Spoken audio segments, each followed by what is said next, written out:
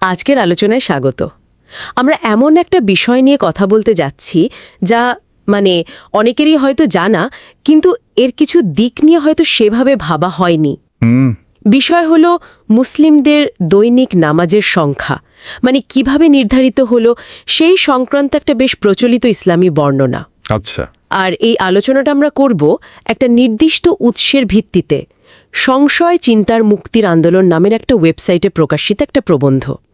শিরোনামটাও বেশ বোল্ড, আল্লাহর বলদামি 50 ওয়াক্ত নামাজের বাস্তবতা। শিরোনামটাই তো বেশ ইঙ্গিতপূর্ণ, তাই না? বোঝাই যাচ্ছে উৎসটি একটা সমালোচনামূলক দৃষ্টিকোণ থেকে দেখছে। ঠিক তাই। তো আমাদের আজকের উদ্দেশ্য হলো এই প্রবন্ধটিতে ঠিক কি বলা হয়েছে, কি তথ্য, কি যুক্তি, আর তাদের বিশ্লেষণটা ঠিক কোথায় গিয়ে দাঁড়াচ্ছে সেটা একটু খতিয়ে দেখা। মূলত প্রবন্ধটির যুক্তিবাদী বা সংশয়বাদী যে অ্যাঙ্গেলটা সেটাই তুলে ধরব। একদম। প্রবন্ধটির মূল ফোকাস হলো ওই ঘটনাটা যেখানে শুরুতে 50 ওয়াক্ত নামাজের আদেশ দেওয়া হয়েছিল। 50 ওয়াক্ত। হ্যাঁ, আর পরে কোনো একটা বিশেষ প্রক্রিয়ায় তা কমিয়ে 5 ওয়াক্ত করা হয়। এই পুরো ঘটনা আর এর পেছনের যুক্তি নিয়েই প্রবন্ধটার যত প্রশ্ন। চলুন তাহলে একটু গভীরে যাওয়া যাক। আচ্ছা। প্রবন্ধটিতে উল্লেখিত সহি বুখারির একটা হাদিস, হাদিস নাম্বার 34342, এটা তো মুসলিম বিশ্বে খুবই নির্ভরযোগ্য একটা সংকলন হিসাবে ধরা হয়। সেই অনুযায়ী ঘটনাটা বর্ণনা করা হয়েছে। বলা হচ্ছে এটা ঘটেছিল মেরাজের রাতে। হ্যাঁ, মেরাজ তো ইসলামের বিশ্বাস অনুযায়ী নবীর ঊর্ধ্বলোকে এক বিশেষ যাত্রা। সেই রাতে হাদিস অনুযায়ী নবী মোহাম্মদ আল্লাহর কাছ থেকে তার উম্মাতের জন্য অনুসারীদের জন্য দিনে 50 ওয়াক্ত নামাজের নির্দেশ পান। 50 ওয়াক্ত সংখ্যাটা শুনলেই কেমন লাগে, তাই না? বিশাল একটা ব্যাপার। বিশাল তো বটেই। প্রতিদিন 50 বার নির্দিষ্ট উপাসনা, ভাবা যায়? তারপর হাদিসে বলা হচ্ছে নবী যখন এই নির্দেশ নিয়ে ফিরছিলেন তখন পথে তার দেখা হয় আরেকজন নবীর সাথে, মুসা নবীর সাথে। তিনি তখন 6ষ্ঠ আকাশে ছিলেন। মুসা যখন শুনলেন যে মোহাম্মদের উম্মতের জন্য দিনে 50 ওক্ত 50 বার নির্দিষ্ট সময়ে প্রার্থনা করার আদেশ দেওয়া হয়েছে। ওয়াক্ত বলতে তো নামাজের নির্ধারিত সময় বা পর্ব বোঝাচ্ছে। তো মুসা এই 50 ওক্তের কথা শুনে বেশ উদ্বিগ্ন হলেন।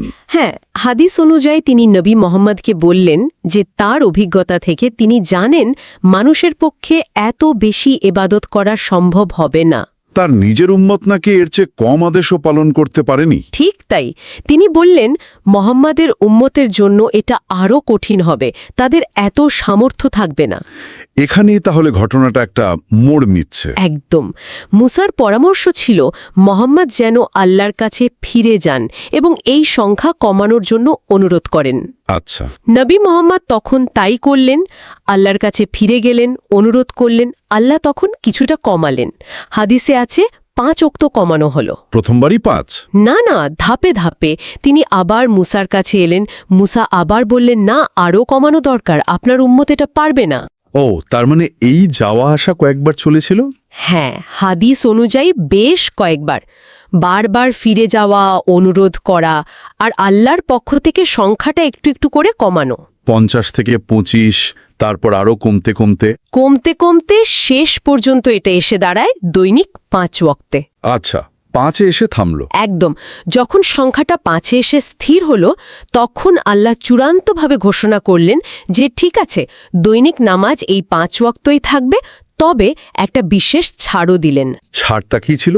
বললেন যে এই 5 ওয়াক্ত আদায় করলেই এর সওয়াব বা পুণ্য 50 ওয়াক্তের সমানই দেওয়া হবে। ও, ইন্টারেস্টিং। 5 ওয়াক্তে 50-এর সওয়াব। হ্যাঁ, কিন্তু এর সাথেই তিনি অত্যন্ত গুরুত্বপূর্ণ একটা কথা বললেন, আমার কথার পরিবর্তন হয় না। এই কথাটা খুব গুরুত্বপূর্ণ, আমার কথার পরিবর্তন হয় না। হাদিসটিতে ঘটনাটা এভাবেই বর্ণিত হয়েছে, আর এটাই আমাদের আলোচনার উৎসের ওই প্রবন্ধটির মূল প্রতিপাদ্য বিষয়। আর ঠিক এই কথার পরিবর্তন না হওয়া আর পুরো ঘটনা প্রবাহ নিয়েই সংশয় ওয়েবসাইটের প্রবন্ধটির মূল আপত্তি বা সমালোচনাটা শুরু হচ্ছে, তাই তো? হ্যাঁ। প্রবন্ধটির শুরুতেই একটা বেশ মৌলিক আর একটু উস্কানিমূলকও বলা যায় প্রশ্ন তুলেছে। কি সেটা? তারা বলছে এই বর্ণনায় কি নবী মুসাকে আল্লাহর চেয়ে বেশি জ্ঞানী বা বাস্তববাদী মনে হচ্ছে না? উৎসটি মুসার এই ভূমিকাকে বেশ ব্যঙ্গাত্মকভাবে দেখছে। তাদের ভাষায় এটাকে পাকনামি বা অতি চালাকি হিসাবে বর্ণনা করা হয়েছে। পাকনামি মানে যেন মুসা এখানে আল্লাহর দেওয়া নির্দেশের ওপর এক ধরনের দরকষাকষি শুরু করে দিয়েছিলেন।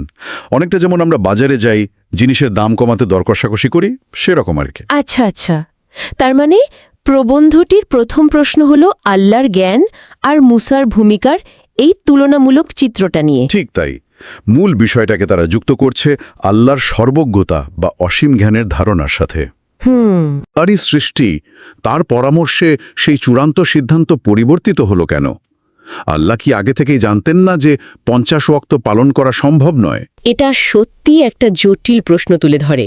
কারণ যদি আল্লাহ আগে থেকেই জানতেন, তাহলে প্রথম আদেশটা কেন দিলেন? আর যদি না জেনে থাকেন, তাহলে তার জ্ঞান কিভাবে অসীম বা সর্বব্যাপী হলো? প্রবন্ধটি এই প্রশ্নটাই আরও সরাসরি করেছে। তারা বলছে, যদি আল্লাহ এই সংখ্যাটি পরে পরিবর্তন বা সংশোধন করে থাকেন, তাহলে এর মানে কি এই দাঁড়ায় যে আল্লাহ শুরুতে ভুল করেছিলেন, অথবা তার প্রথম সিদ্ধান্তটা বাস্তবসম্মত ছিল না? এটা আল্লাহর অভ্রান্ততা বা ভুলের ঊর্ধ্বে থাকার যে ধারণা প্রচলিত আছে, সেটার সাথে কিভাবে মেলে? উৎসটির জিজ্ঞাসা খুবই চাঁচাছোলা। তারা প্রশ্ন তুলেছে, তাহলে সে আল্লাহ হয় কিভাবে? অবশ্য এই প্রশ্নটা তাদের নিজেদের সমালোচনামূলক অবস্থান থেকে করা। বিষয়টা আরও জটিল হয়ে উঠছে যখন প্রবন্ধটি কোরআনের কিছু আয়াতের দিকে আমাদের দৃষ্টি আকর্ষণ করে। এই আয়াতগুলো কি এই বিতর্কের সাথে সরাসরি প্রাসঙ্গিক? প্রবন্ধকারের মতে হ্যাঁ, প্রাসঙ্গিক। তারা কোরআনের 3টি নির্দিষ্ট আয়াত উল্লেখ করেছে। সূরা বনী ইসরাইল আয়াত 77, সূরা ফাথ আয়াত 23 এবং সূরা ফাতির আয়াত 43। এই আয়াতগুলোতে কি বলা হয়েছে? এই আয়াতগুলোর মূল বার্তাটা হলো আল্লাহর নিয়ম, বিধান বা সুন্নাহ এর কোনো পরিবর্তন হয় না। সুন্নাহ বলতে এখানে আল্লাহর কাজের ধারা বা রীতিনীতি বোঝানো হচ্ছে। বিভিন্ন অনুবাদে এই ভাবনাই প্রকাশ পেয়েছে, যেমন তুমি আমার নিয়মের কোনো পরিবর্তন দেখতে পাবে না, বা তুমি আল্লাহর বিধানে কখনো কোনো পরিবর্তন পাবে না। তার মানে একদিকে হাদিসের বর্ণনায় আমরা দেখছি নামাজের সংখ্যা পরিবর্তিত হচ্ছে, হ্যাঁ, আর অন্যদিকে কোরআনে বলা হচ্ছে আল্লাহর নিয়ম অপরিবর্তনীয়। ঠিক প্রবন্ধটি কি এই দুটোকে মুখোমুখি দাঁড় করাচ্ছে? একদম। প্রবন্ধটি ঠিক এই কাজটাই করেছে। তারা এই আয়াতগুলোকে মেরাজের রাতে নামাজ কমানোর ঘটনার পাশে রেখে একটা যৌক্তিক প্রশ্ন তৈরি করেছে। প্রশ্নটা কি? প্রশ্নটা হলো, যদি আল্লাহর বিধান বা নিয়ম অপরিবর্তনীয়ই হয়, তাহলে মেরাজের রাতে দেওয়া 50 ওয়াক্তের আদেশ কিভাবে পরিবর্তিত হয়ে 5 ওয়াক্ত হলো? আর যদি পরিবর্তিত হয়েই থাকে, তাহলে আল্লাহ নিজেরই বলা সেই কথাটা আমার কথার পরিবর্তন হয় না, এর তাৎপর্য কি দাঁড়ালো? একটা আপাত বৈপরীত্য দেখা যাচ্ছে। হ্যাঁ, এই আপাত বৈপরীত্য বা অসঙ্গতিই হল প্রবন্ধটির সমালোচনার একেবারে কেন্দ্রবিন্দু। তারা মূলত এই যুক্তির ভিত্তিতেই পুরো ঘটনাটার বিশ্বাসযোগ্যতা নিয়ে প্রশ্ন তুলছে। আচ্ছা, এই ধর্মতাত্ত্বিক বা যৌক্তিক যুক্তির পাশাপাশি প্রবন্ধটি কি অন্য কোনো দিক থেকেও বিষয়টাকে দেখেছে, যেমন ধরুন বাস্তবতার নিরিখে? হ্যাঁ, দেখেছে, এবং সেখানেই তাদের বিশ্লেষণটা আরও এক ধাপ এগিয়ে গেছে। তারা শুধু ধর্মতত্ত্ব বা যুক্তির মারপ্যাচেই আটকে থাকেনি, বরং 50 ওয়াক্ত নামাজের ধারণাটাকে একেবারে বাস্তবতার মাটিতে নামিয়ে এনে বিচার করেছে। কিভাবে? বিশেষ করে সময়ের হিসাব দিয়ে। সময়ের হিসাব? সেটা কিভাবে? প্রবন্ধকার দৈনিক 5 ওয়াক্ত নামাজ আদায় করতে ঠিক কতটা সময় লাগতে পারে তার একটা গড় হিসাব বের করার চেষ্টা করেছেন। তারা ধরে নিয়েছেন প্রতি ওয়াক্ত নামাজের আগে অজু বা শরীর পবিত্র করার যে প্রক্রিয়া আছে, সেটাও এর মধ্যে ধরা হয়েছে। অজু, হ্যাঁ, নামাজের আগে নির্দিষ্ট অঙ্গ প্রত্যঙ্গ ধোয়ার নিয়ম। ঠিক। তো সেই হিসাবটা কেমন? প্রবন্ধ অনুযায়ী অজু সহ প্রতি ওয়াক্ত নামাজের জন্য আনুমানিক যে সময় লাগতে পারে তার একটা গড় চিত্র তারা দিয়েছে। যেমন ফজর মানে ভোরের নামাজ প্রায় 16 মিনিট। 16 মিনিট। জোহর দুপুরের নামাজ প্রায় 24 মিনিট। আসর বিকেলের নামাজ প্রায় 18 মিনিট। মাগরিব সন্ধ্যার নামাজ, সেটাও প্রায় 18 মিনিট। আর এশা মানে রাতের নামাজ প্রায় 32 মিনিট। এই হিসাবের মধ্যে কি শুধু ফরজ অংশ ধরা হয়েছে? না, তারা বলেছে এর মধ্যে ফরজ, সুন্নত, নফল, দোয়া মানে সবকিছু মিলিয়ে একটা পূর্ণাঙ্গ নামাজের গড় সময়। আচ্ছা, বেশ বিস্তারিত হিসাব।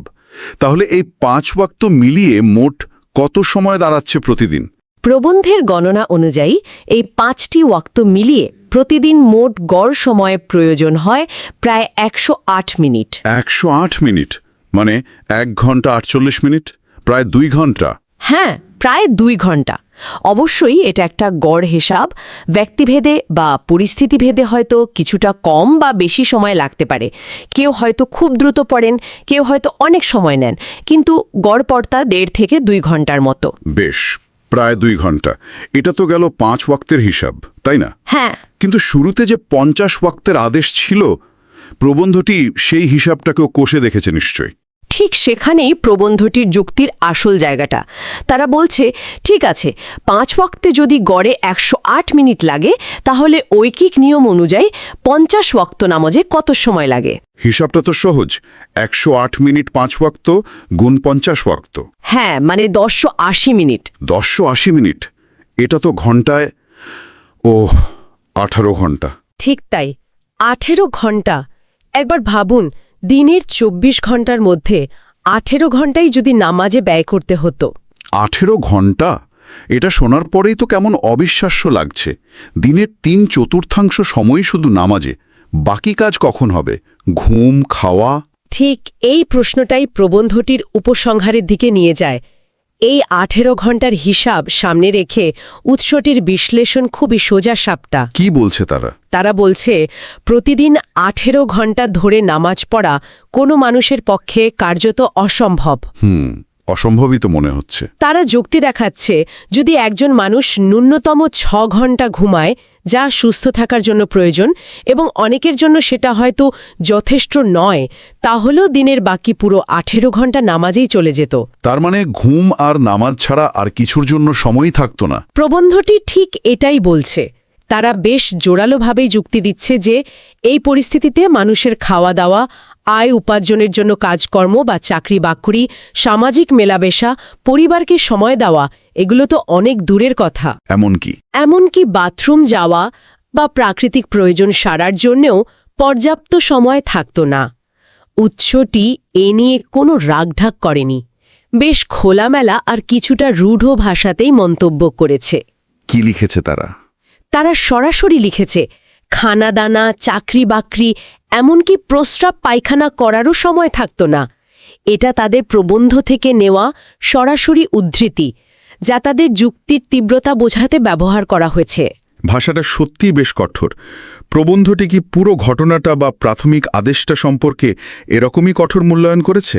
হ্যাঁ, এটা উল্লেখ করা খুব জরুরি। উৎসটি এই 50 ওয়াক্তের প্রাথমিক আদেশটিকে বর্ণনা করার জন্য আগাগোড়াই বেশ কঠোর এবং অত্যন্ত সমালোচনামূলক ভাষা ব্যবহার করেছে।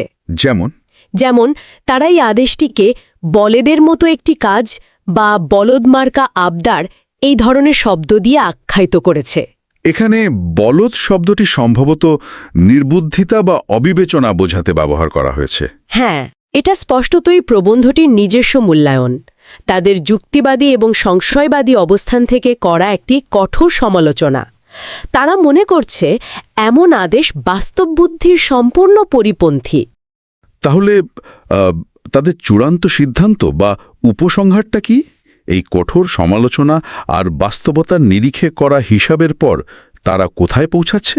তাদের চূড়ান্ত মন্তব্যটিও বেশ তীক্ষ্ণ এবং প্রচলিত ধারণার একেবারে বিপরীতে।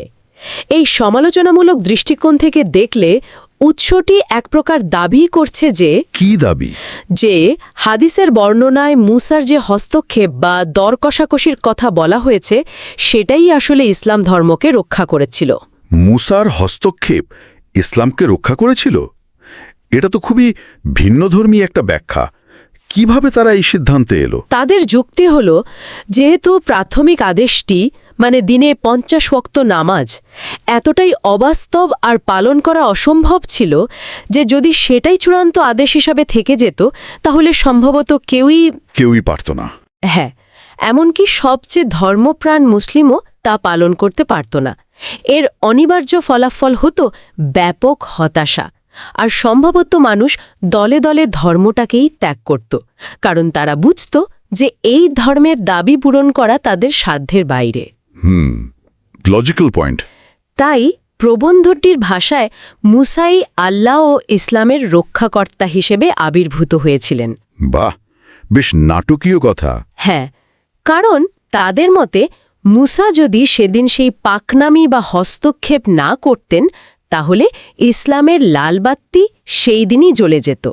লাল বাত্তি জ্বলে যাওয়া মানে ধর্মটা হয়তো শুরুতেই ব্যর্থ হতো। হ্যাঁ, তাদের বক্তব্য অনুযায়ী তাই। কারণ এর মূল স্তম্ভগুলির একটি পালন করাই অসম্ভব হয়ে দাঁড়াত। এটা অবশ্যই উৎসটির নিজস্ব ব্যাখ্যা, যা তাদের যুক্তির চূড়ান্ত পরিণতি। বোঝা গেল। তাহলে আমরা পুরো আলোচনা জুড়ে দেখলাম দৈনিক নামাজ সংখ্যা নির্ধারণ সংক্রান্ত যে ইসলামী বর্ণনা প্রচলিত আছে তার বিপরীতে সংশয় সাইটের প্রবন্ধটিতে উপস্থাপিত একটি যুক্তিবাদী ও সমালোচনামূলক বিশ্লেষণ।